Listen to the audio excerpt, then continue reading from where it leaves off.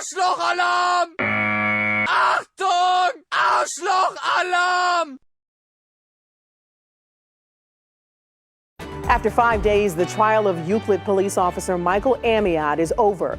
The jury reached a verdict this evening centered around video that went viral after a traffic stop 5 years ago. News 5's Tracy Carlis has more on the verdict and reaction from both sides.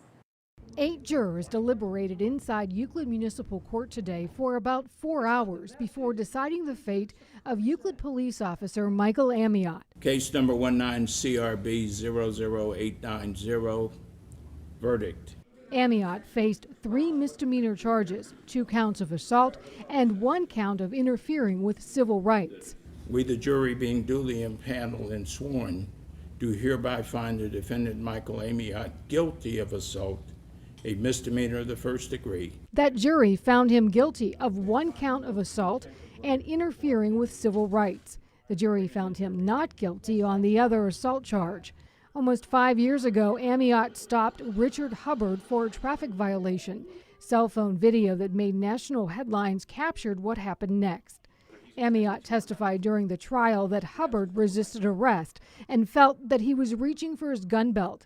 Hubbard said he was stopped because of race and that he did not fight back during the arrest. I think that as a result of the very bold verdict from the jury, the efforts from members of the community, justice was served today. Community activist Dr. Richard Montgomery says this case went to court because of the actions of some in the Euclid community. This started as a petition from citizens in the city of Euclid.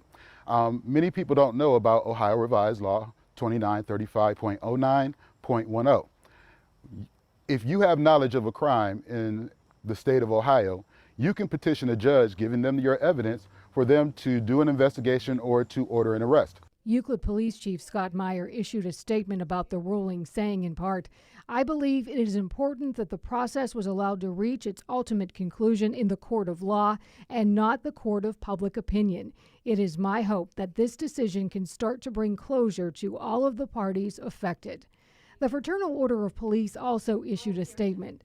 Dave Trent, president of the Euclid Lodge, said, "We are disappointed in the jury's guilty verdict.